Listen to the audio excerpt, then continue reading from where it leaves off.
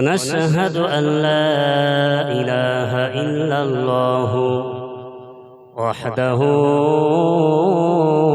لا شريك له ونشهد أن سيدنا وحبيبنا وقريبنا وشفيعنا ومولانا محمدا صلى الله عليه وسلم عبده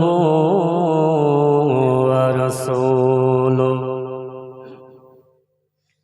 الذي أرسله بالحق بشيرا ونذيرا وداعيا إلى الله بإذنه وسراجا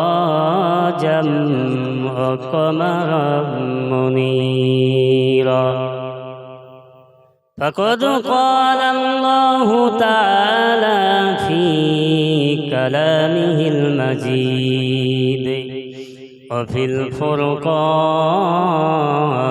الحميد أعوذ بالله من الشيطان الرجيم بسم الله الرحمن الرحيم ألف لام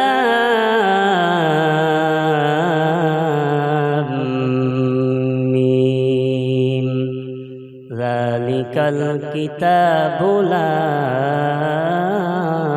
ريب فيه هدى للمتقين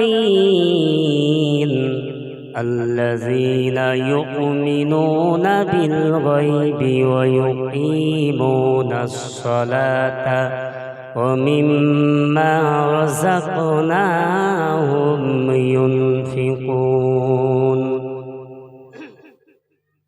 صدق الله العظيم وقال النبي صلى الله عليه وسلم في الحديث الشريف على كلكم راع وكلكم مسؤول عن رايته أو كما قال عليه السلام إن الله وملائكته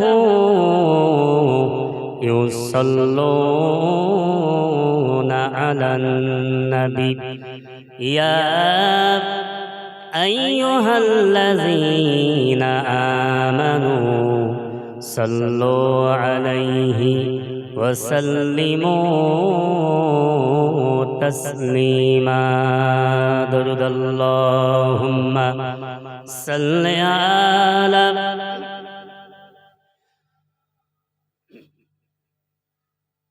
وعلى آل سيدنا مولانا محمد مصطفى نور على نور شفيع المذنبين نور على نور اللهم صل على سيدنا مولانا محمد وعلى آل سيدنا مولانا محمد নাম যতই জপি ততই মধুর লাগে এ নামেতে এত মধু কে জানিত আগে তাই মধুর চেয়েও অধিক মিষ্টি আমার নবীর নাম ভক্তি ভক্তি ভরে পর দরুদ সকল মুসলমান। আল্লাহুম্মা সাল্লি আলা সাইয়্যিদিনা মাওলানা মুহাম্মদ ওয়া আলা আলি সাইয়্যিদিনা মাওলানা মুহাম্মদ সাল্লাল্লাহু আলাইহি ওয়াসাল্লাম।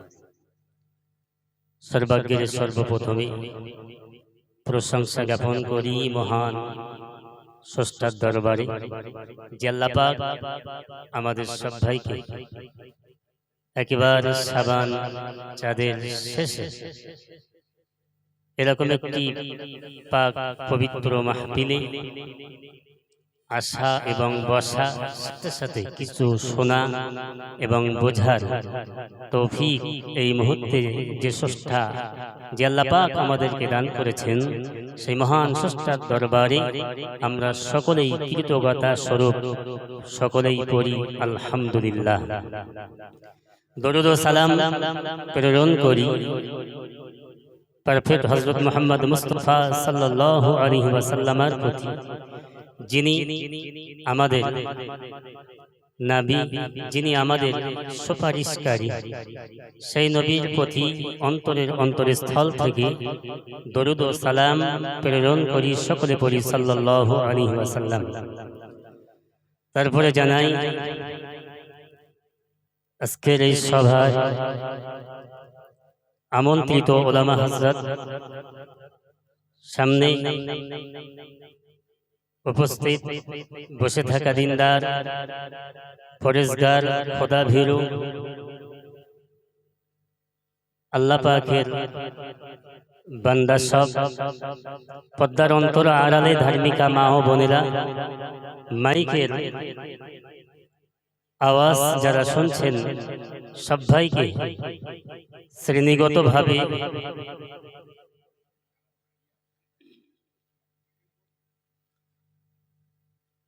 আন্তরিক মোবারকবাদ সালাম জানিয়ে আমি একেবারে স্বল্প সময়ের জন্য দু একটি কথা আপনাদের মাঝে পরবর্তী বক্তা আসা পর্যন্ত দু একটি কথা বলার নিয়ত করছি। ওমা তৌফিক ইল্লা বিল্লাহ, আলাইহি তাওয়াক্কালতু ওয়া ইলাইহি উনীব।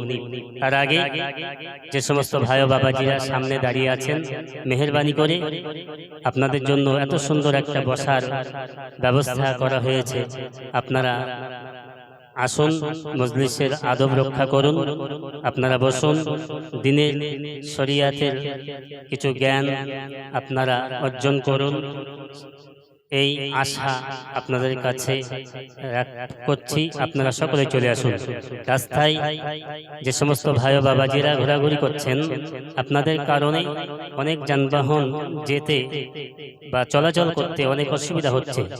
এখানে রিপোর্ট বা আপনাদের বিষয়ে একটা প্রশ্ন এখানে এসেছে, আপনারা অবিলম্বে রাস্তায় অযথা ঘোরাঘুরি না করে যানবাহন যাবার জন্য রাস্তাটা ক্লিয়ার করবেন এবং পরকালের জন্য কিছু নেকি সঞ্চয় করবেন, এই আশা এই প্রত্যাশা আপনাদের কাছে রাখি।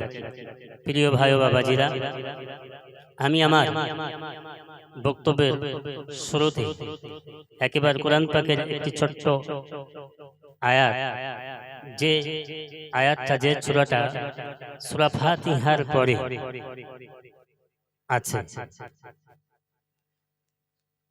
সেই আয়াতটা আমি আপনাদের মাঝে তুলে ধরেছি। আমরা নামাজ কালাম পড়ি,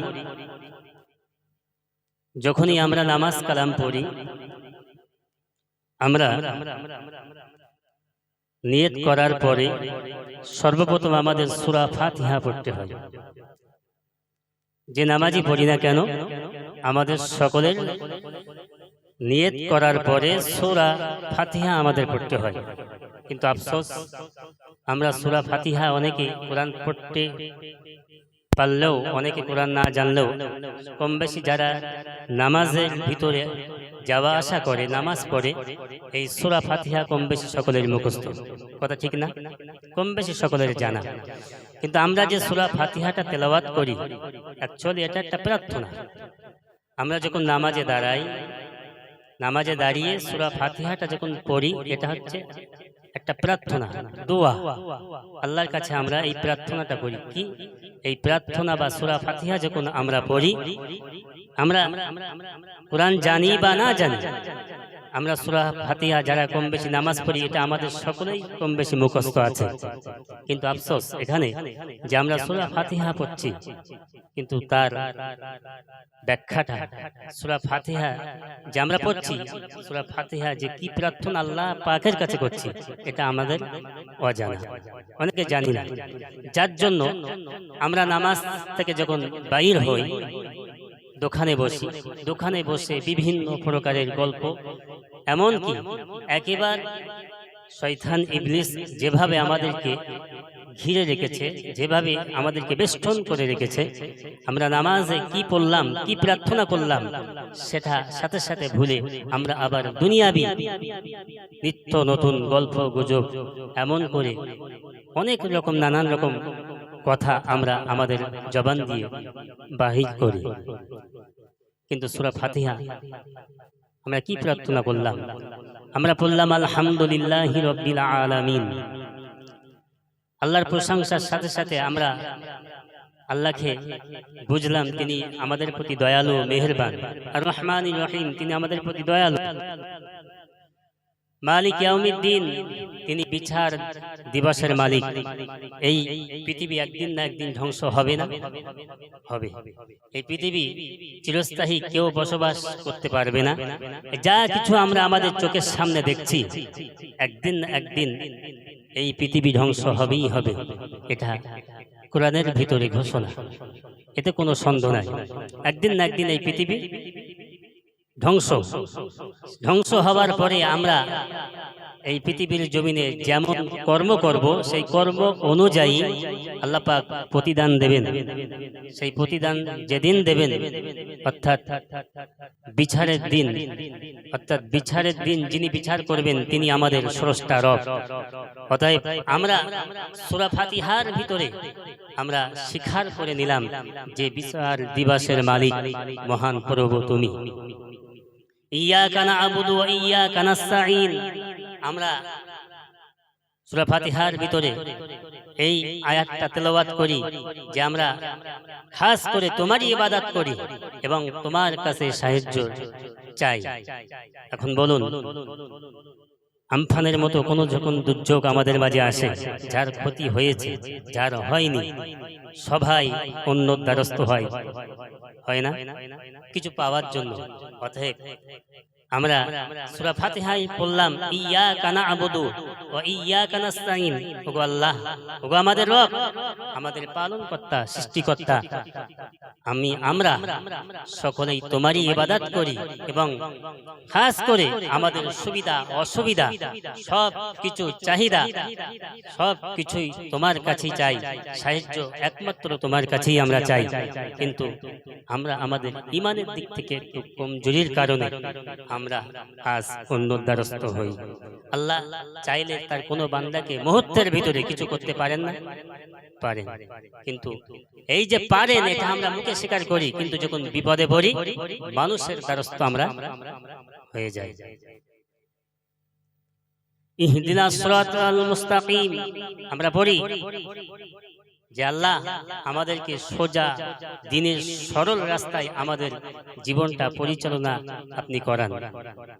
আমরা তেলাওয়াত করি, কিন্তু আমরা যখন একটু আগে বলছিলাম, যখন নামাজে সূরা ফাতিহা পড়লাম ইহদিনাস সিরাতাল মুস্তাকিম, আল্লাহ দ্বীনের সহজ সরল রাস্তায় আমাদেরকে পরিচালিত করো, কিন্তু নামাজ থেকে বাইর হওয়ার পরে বিভিন্ন জায়গায় বাজারে ঘাটে আমরা যখন নিজেদের সেখানে যাই, তখন আমাদের জবান দিয়ে বিভিন্ন রকম কথাবার্তা, তখন এই ইহদিনাস সিরাতাল মুস্তাকিমের কথা আমাদের আর স্মরণে থাকে না। সিরাতাল লাযিনা আন'আমতা আলাইহিম ওই পথে পরিচালিত করো যে পথে ইতিপূর্বে আপনার বান্দাবান্দি তাদের জীবনটা পরিচালিত করে তারা ধন্য হয়েছে। সেই পথে আপনি আমাদেরকে পরিচালিত করুন।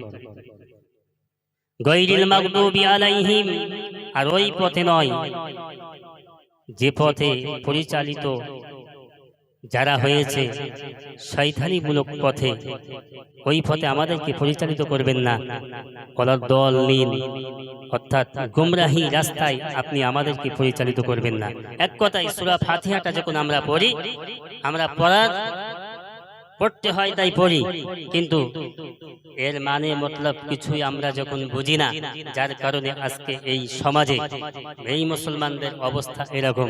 একটু আগে আমরা নামাজ পড়েছি, আমরা প্রার্থনা করে এসেছি, আল্লাহর কাছে সাহায্য চেয়ে এসেছি, দিনের সঠিক সরল রাস্তায় চলার জন্য আমরা আল্লাহর কাছে সাহায্য চেয়ে এসেছি। অতএব সেই নামাজ, সেই সূরা ফাতিহা পড়ার পরে আমরা দেখেন মসজিদে এশার জামাতে কতগুলো মানুষ আমরা নামাজ পড়েছি। আজকে আমরা তার ভিতরে কিছু সংখ্যক মানুষ আজকে এই মাহফিলে এসেছি, কিছু সংখ্যক মানুষ রাস্তা বাজারে বিভিন্ন দোকানে বসে তারা তাদের বিভিন্ন কথাবার্তা সমস্যার ভিতরে তারা জড়িত হয়ে গেছে। যাই হোক, আল্লাহ যাদের সুযোগ দেন, দিনের পথে কবুল করেন, দিন ও সুন্নাহ অর্থাৎ কোরআন ও হাদিসের জ্ঞান যাদেরকে শোনার জন্য কবুল করেন, তারাই এখানে বসতে পারবে। তাছাড়া আমি আপনি চাইলে কেউ বসতে পারবে না। যাই বা হোক, আমন্ত্রিত ওলামা হযরত এসছে যে ছোট্ট এই সূরা ফাতিহার পরে যে সূরাটা সূরা বাকারা, এই বাকারার কয়েকটি আয়াত আমি তেলাওয়াত করেছি। এগুলো বলতে বলতে আশা করি ইনশাআল্লাহ ওলামা হযরতগণ এসে যাবে। আল্লাহ পাক বলেন, আলিফ লাম মিম যালিকাল কিতাবু লা রাইবা ফি। আল্লাহ পাক বলেন, আমি তোমাদেরকে এই পৃথিবীর জমিনে সঠিকভাবে তোমাদের জীবনটা পরিচালিত করার জন্য আমি একটা কিতাব পাঠিয়েছি, গ্রন্থ পাঠিয়েছি। তার নাম কি? পবিত্র আল কোরআন। এই পবিত্র আল কোরআন, ইতিপূর্বে আমি বলছিলাম যে পৃথিবীতে যত ধর্মগ্রন্থ আছে, সেই সমস্ত ধর্মগ্রন্থের ভিতরে কোনো না কোনো ভুল ত্রুটি হবেই হবে, স্বাভাবিক। কিন্তু মহান স্রষ্টা তিনি এমন একটি গ্রন্থ আমাদের মাঝে পাঠিয়েছেন, যে গ্রন্থের ভিতরে স্বয়ং আল্লাহ পাক ঘোষণা করছেন যে যালিকাল কিতাবু লা রাইবা ফি। এই গ্রন্থের ভিতরে কোনো প্রকারের ভুল তো দূরের কথা, সন্দেহ নাই। সেই গ্রন্থ আমাদের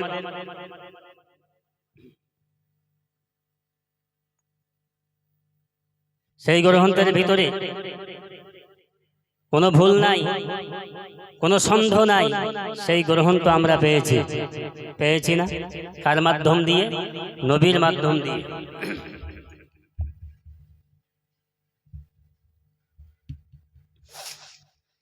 অতএব